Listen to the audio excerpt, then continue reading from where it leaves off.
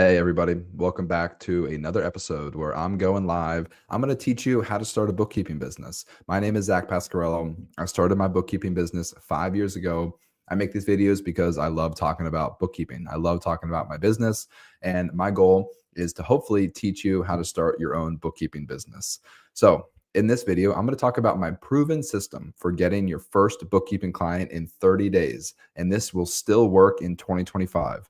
And just to prove to you that I've been doing this for a long time, I'm actually going to share my screen. I'm going to show you my very first client. I'm going to show you how I got my very first client. And then I'm going to give you some social media marketing tips and some sales tips. And then we're going to do a live Q&A. So if you're watching this live, you can ask me questions in the chat. I will do my best to answer everybody's questions. I'm going to try to go live for 1 hour. I'm still pretty busy because it's October 8th. And so today is the last day of month end close. So I'm closing out all my Wednesday clients today. So I still have a lot of work to do in Harrisburg bookkeeping, but I'm going to try to stick around for 1 hour and hopefully answer as many questions as I can. So if you have questions, let me know in the chat. I will stick around as long as you ask questions, and you can ask questions about anything. Yesterday, I made a video about bookkeeping fundamentals, specifically debits and credits. If you missed yesterday's episode, it's still available on my YouTube channel, and I think it's uploaded to my podcast. I am on Spotify and Apple. You can look me up. I have the same name as I do on YouTube, bookkeeping expert Zach Pasquarello. So check me out on the podcast, or you can check out yesterday's episode and tune in every morning at 10 a.m., except for Monday. On Monday, I don't go live because I host a weekly private group on Monday at 3 p.m. Okay, so let's talk about it. My proven system to get your first bookkeeping client in 30 days. And yes, this does still work in 2025. So I'm going to actually share my screen, and I am going to share my screen from Facebook. And this is my very first client. So hopefully you can see my screen. If you can see my screen or if you can hear me, please let me know. And yeah, let's just jump right into it. So I'm going to add this to my screen here. Okay, so hopefully you can see that right there. Let me make myself a little bit smaller and the screen a little bit bigger. There we go. That should be good. So check it out. It's kind of small. It might be kind of hard for you to see. And if you're listening on the podcast, you can't see it, but check out my YouTube channel if you want to see this. But Facebook Messenger. This is a business that you can clearly see. I messaged them November 28th, 2020. And I said, this is what I teach everybody else. So everything that I teach is all based on what I've done myself. So people ask me about paid ads and SEO and Google ads and Facebook ads. I don't really have too much advice for that because I've never run paid ads before. Everything I do, everything I teach is all based on free social media marketing, specifically Facebook, LinkedIn, a little bit of Instagram, a little bit of YouTube. Okay, so check this out. Facebook, I messaged this person, hey, I'm a professional bookkeeper. Let me know if you ever need help with your QuickBooks. Cheers. And they said, that is something we need actually. This is a total stranger. And this was actually my very first paying client. So you can see here, December 2022. So I started my bookkeeping business like end of October. So it took me all of November. It took me about 30 to 45 days to actually get my first client, but it happened all because I sent this person a message. So they did not reach out to me. I reached out to them first. And that's one of the keys, especially in the beginning. I really believe you have to reach out to them first because people don't know who you are.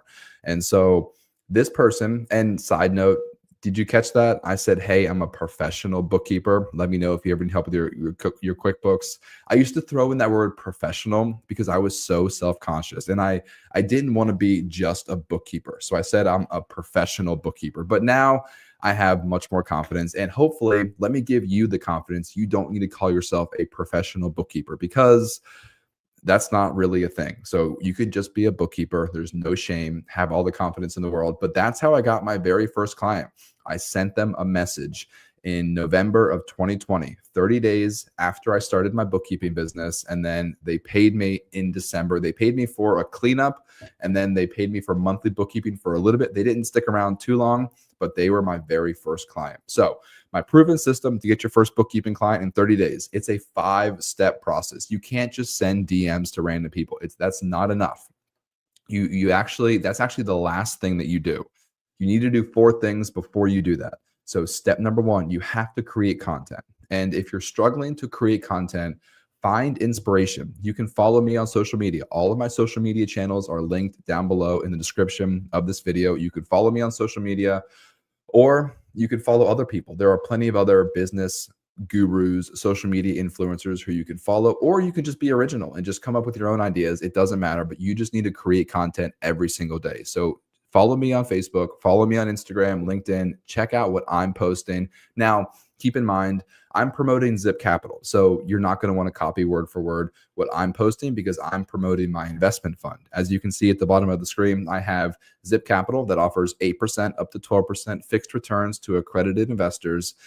And if you want to learn more, there's a link in the description. You can register on my website and we can chat. But all my content is promoting that. However, it's still the similar concept. You can still see my schedule, my rhythm, the type of content that I create, how I create it, when I create it, the frequency that I create it. So I make a story whenever throughout the day, usually Facebook, Instagram, 2 to 3 posts on my story every day. And then I post a picture with a long paragraph above the picture. And it's just promoting Zip Capital. So for you, it would be a picture, and then you would talk about how you're promoting your bookkeeping business. And then I post that every morning at 8 a.m. on LinkedIn, Facebook, and Instagram. And then I make a 3-minute short video. So you don't have to do videos, but I think videos are great for building trust and building relationships, because people see your face, they hear your voice, just like you and me right here, you watching me talk. It builds trust. It helps you get to know who I am. So if you want to fast track building relationships and trust on social media, create videos if you feel comfortable doing it. If you don't, that's okay too. So I make 2 to 3 story posts, 1 picture with a long caption, and then 1 or 2 just text only posts on Facebook, kind of like tweets, almost very short. And then what else do I do? That's pretty much it. Honestly, that is pretty much my social media marketing strategy. And then of course I go live on YouTube, but don't worry about YouTube right now. If you're just getting started, really all you have to do is just post to your story once or twice per day, post to your Facebook, Instagram, and LinkedIn once, maybe twice per day. But the key here is that you have to be consistent. That's the most important thing. It doesn't matter what you do. It doesn't even have to be social media marketing. It could be in-person networking events. It could be mail, direct mailers. It could be a blog. It could be just SEO, search engine optimization for your website. It could be Google My Business. It doesn't matter what it is. Just doesn't matter what you do. You just need to do something. You need to tell the world, hey, look at me. My name's Zach. I run an investment fund. I just started a bookkeeping business. Let me know if you need help with your QuickBooks. Let me know if you want to earn 8 to 12% fixed returns on your $25,000 or more of cash laying around in a savings account. So you just need to tell the world every day. And you want to be creative. You don't want to just tell the world every day, hey, look at me. This is what I'm doing. The best thing to do is to mix it up, be educational, inspirational, motivational, and slightly entertaining. So you can be slightly entertaining and also be educational and professional and inspirational at the same time. I like to mix it up with personal posts on social media and then also business posts on social media. And recently, one of the best things that I have found for creating content is just giving life updates. I made a post last night talking about how today I'm getting a $300,000 investor into Zip Capital, and it got like 50 likes on Facebook. And I just told people like, hey, so excited to get a new investor tomorrow in Zip Capital, $300,000. And it got 50 likes on Facebook. And it's literally just giving people updates. People like to see real stuff on Facebook and social media. There's so much artificial intelligence. There's so much fake stuff, so much garbage that nobody wants to read. But if you're just genuine, authentic, and real, people really like that kind of stuff. So create content. That's my number one strategy. So creating content, and then that's not enough. You have to find prospective clients. And I do that in Facebook groups, or I do that on LinkedIn. So Facebook, LinkedIn, really efficient at finding people to connect with. And then I send 20 to 30 connection requests, friend requests every single day. I'm literally doing this right now on LinkedIn. I have LinkedIn Sales Navigator. Literally every single morning, I send 30 new connection requests to local CEOs, C-suite executives, vice presidents, and directors of companies, because I'm targeting high income W-2 employees on LinkedIn. So for you, you're going to target local business owners. But for me, I'm targeting high income W-2 employees because those are typical people who invest in a fund like Zip Capital. So create content, find prospective clients, connect with them. And then if you have time, engage with their content, engage with their stuff. Super simple. Just comment on their posts, reply to their comments if you have time. And then finally, step number 5, then you send the DM, just like I did, just like I showed you in the beginning of this video. Hey, I'm a bookkeeper. Let me know if you ever need help with your QuickBooks. Send the DM to everybody who is your friend, everybody who accepts your friend request. But the key is wait 30 days. Don't just send it right away, because you want to give your content time to work. You want to give your advertising and marketing time to work so that they get to know you, and maybe you engage with a couple of their posts. They see who you are. You're not just a total stranger. You're a stranger, but not a total stranger. So that is my 5-step tip, 5-step process, 5-step strategy. It's literally what has gotten me to this point. It got me 80 bookkeeping clients. It's gotten me $1.5 million raised in Zip Capital of other people's money. I raised $1.5 million in 8 months in Zip Capital. So if I can do it, you can do it too. All right, let's get back to the chat. Let's get to the questions. So if anybody has any questions, ask your questions now in the chat, and I will stick around as long as people are asking questions. So if you want me to keep talking, just keep asking questions. And then before we get started, I will mention this video, of course, is sponsored by Zip Capital. Check out the link in the description. I also have a lot of other links in the description. I have a course for sale that teaches you A to Z, start to finish, everything you need: bookkeeping fundamentals, QuickBooks tutorials, sales, marketing, customer service, cleanup projects. Check out my course. It's linked down below.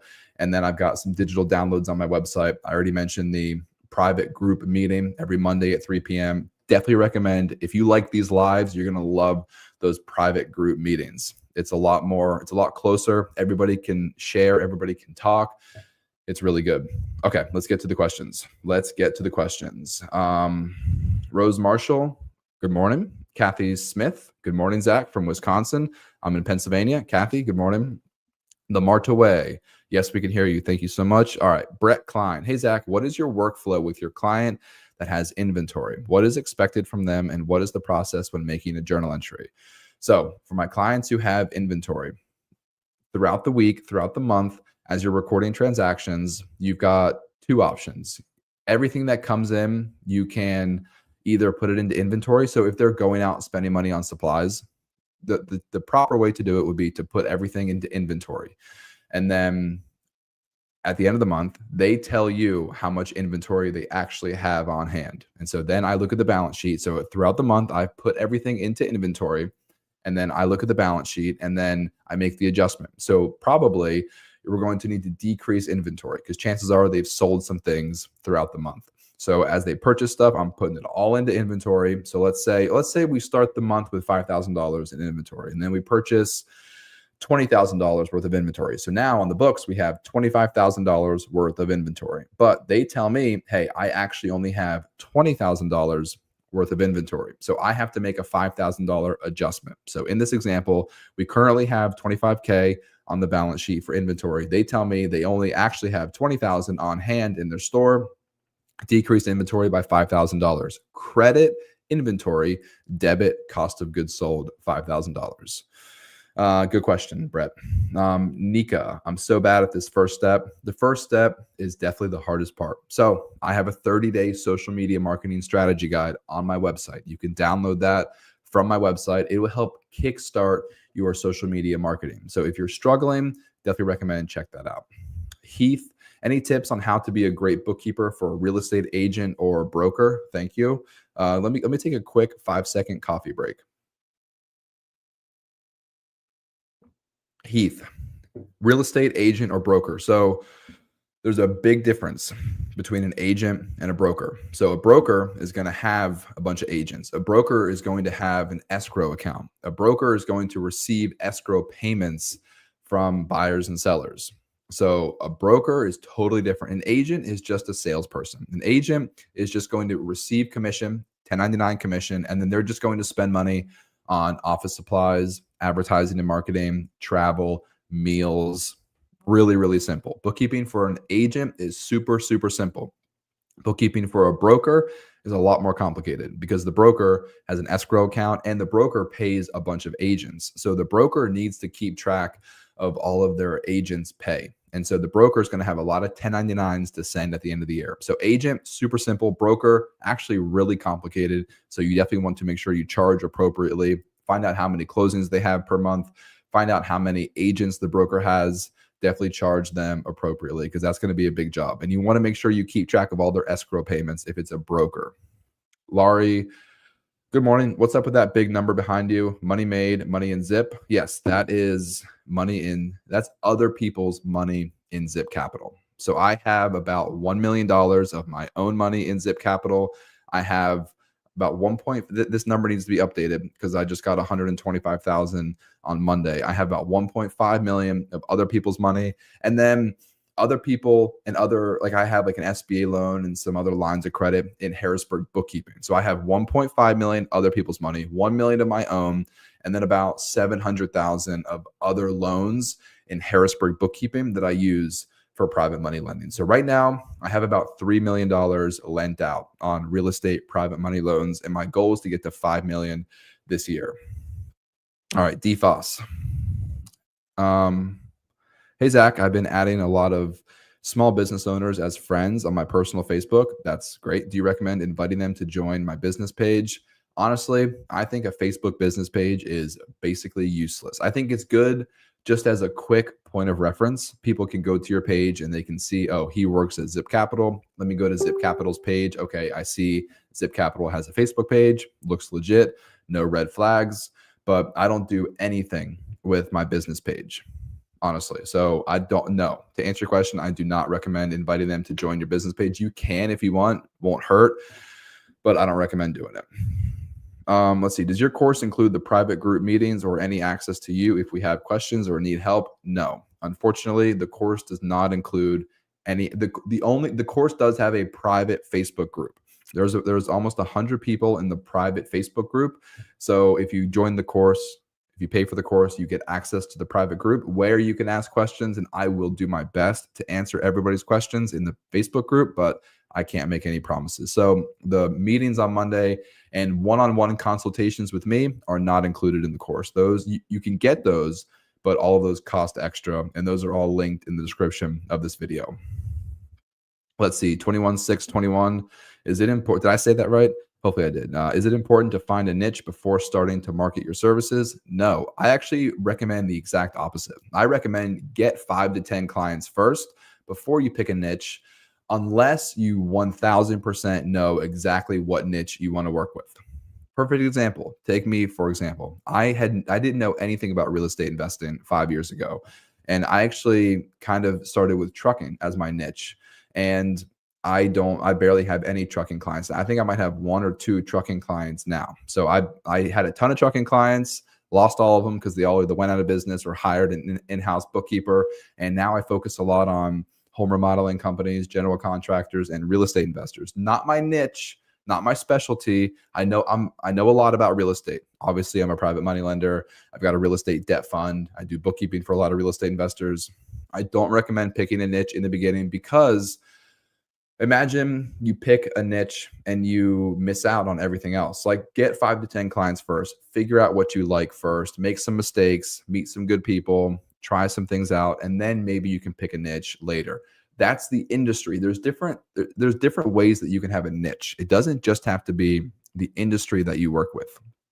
For example, I recommend have a niche for the services that you provide and the software that you use. So I only work with QuickBooks Online. I only do bookkeeping. I don't do forecasting or budgeting or payroll or taxes or strategy. I just do bookkeeping. And then I only work with QuickBooks Online. So QuickBooks Desktop, Xero, Sage, nothing wrong with that software. I just don't work with it. So yeah, there's different ways to have a niche. Can you service all industries? Absolutely. You can definitely service all industries. Faith Sparkles Clean. Good morning, everyone. Good morning. Josh, I'm taking your advice, and so far I've added about 1,500 business owners on Facebook, but posting videos of myself makes my skin crawl. starting with just pictures and text. Josh, absolutely nothing wrong with that. There's nothing wrong with just posting pictures and text. I did not start making videos until probably a year, maybe 6 months into my business. So there's absolutely nothing wrong with just doing that. I think posting pictures is great. Posting pictures of yourself is great. If you feel comfortable, don't be afraid to post some personal stuff. If you go to a football game on the weekend, if you go to trivia night on Tuesday night, if you go to whatever you do, definitely recommend be a regular person on social media, because those types of posts do really well with engagement. You might not get a client from posting that you just went to a football game on the weekend. You might not get a client, but you're building trust. You're building relationships. It makes you look relatable. It makes you look like a regular person. And those posts do really well for engagement. So I think doing a post like that is great for the algorithm, because you post like that on Monday morning, and then Tuesday morning, you hit them with a bookkeeping tip or you hit them with a sales pitch. And then that post is just boosted a little bit more on the algorithm because of your post from the previous day that did really well, that had nothing to do with your bookkeeping business, but it was a personal post. So a ton of people engaged with it. How this Zip Capital works. Sorry, new here. Can talk about it a little bit. So I don't want to bore anybody, because I know a lot of you are just here for the bookkeeping content. But Nika, since you asked, I will talk a little bit about Zip Capital, and I'll bring it up in a way that hopefully inspires some of you, because you all could literally do the exact same thing that I'm doing. You could start a bookkeeping business, save up some extra cash for 3 years, do your own private money lending, and then you could literally start an investment fund in 4 or 5 years, just like I did. So I started lending to real estate investors. So I had, as a bookkeeper, I had real estate investors as clients, and then I started lending to them. And the cool thing is that I had experience already underwriting borrowers, because I already had financial experience.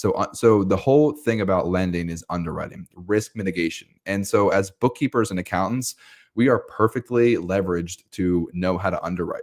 So I was requesting tax returns and financial reports and bank statements. Sound familiar? This is all stuff that we know how to do. So bookkeepers and accountants make really great underwriters, because we have great attention to detail. We understand financials. We know how to analyze and interpret tax returns and balance sheets and profit and loss.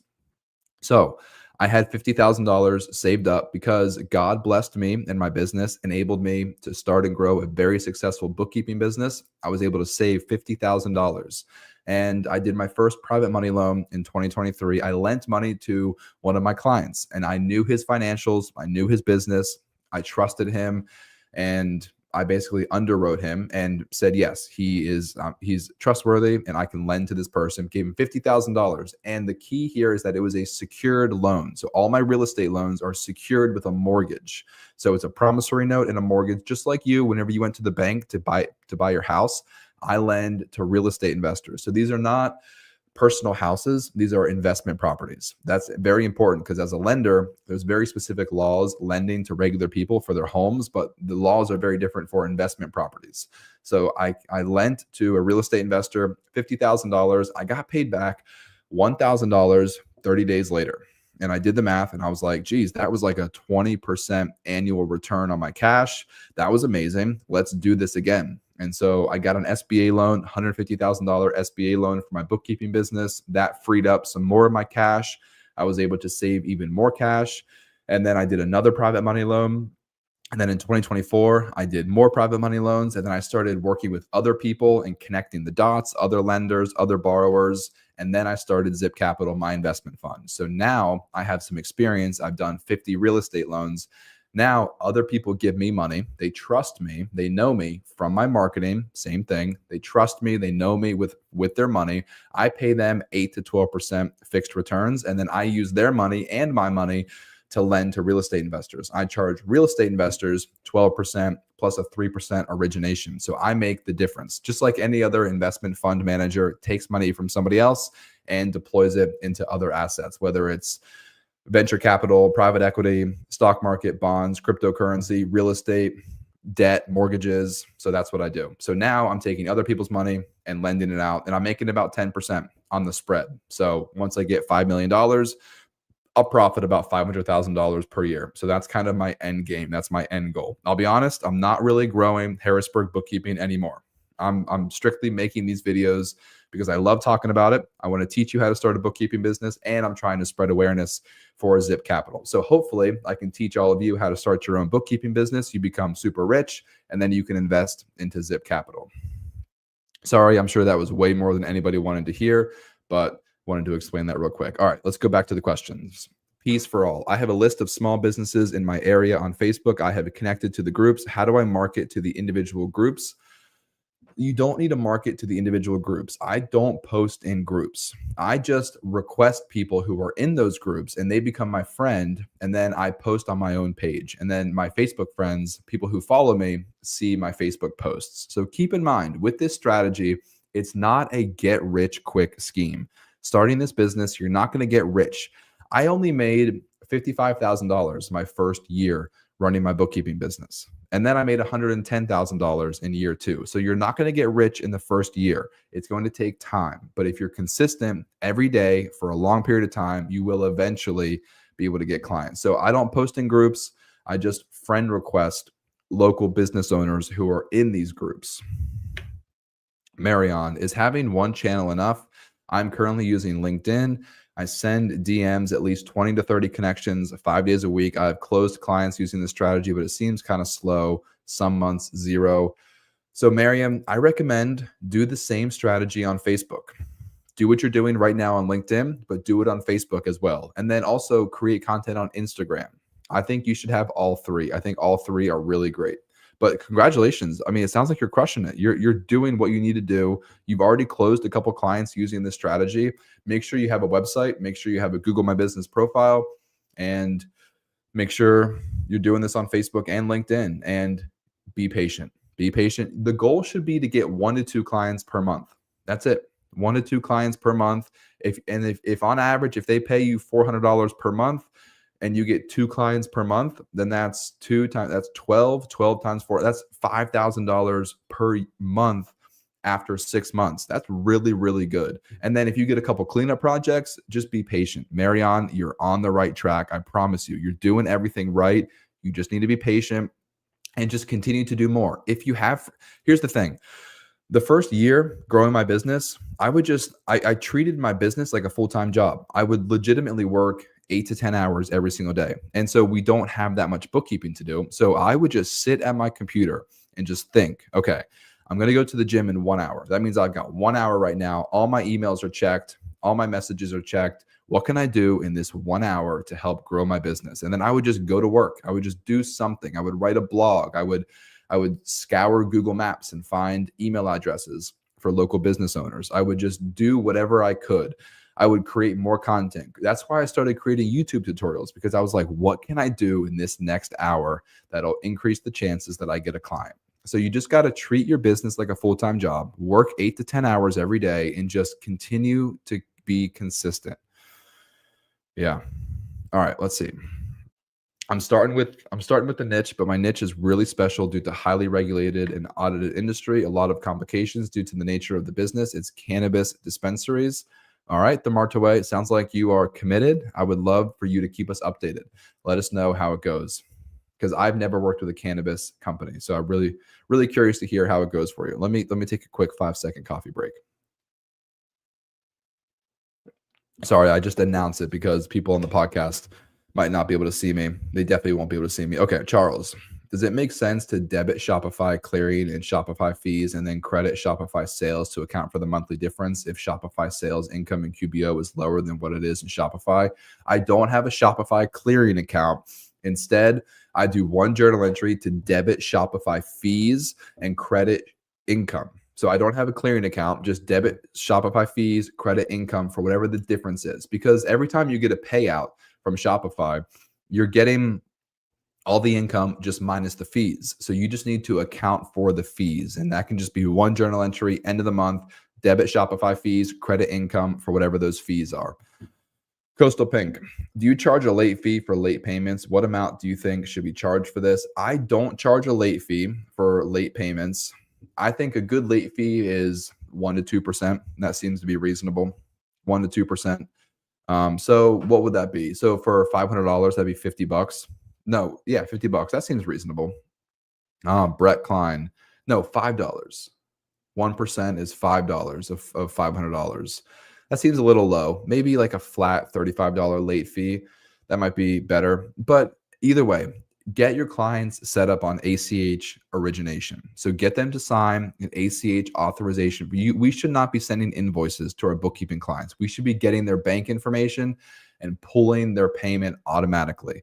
Don't stress yourself out. Don't mess around with late payments. Get an ACH authorization and make them sign a client agreement agreeing to you pulling their monthly payment every month. Brett Klein, do you have any clients that use the payroll in QuickBooks? Yes, it's a nightmare. I hate QuickBooks payroll. What should I look for or expect to do as the bookkeeper?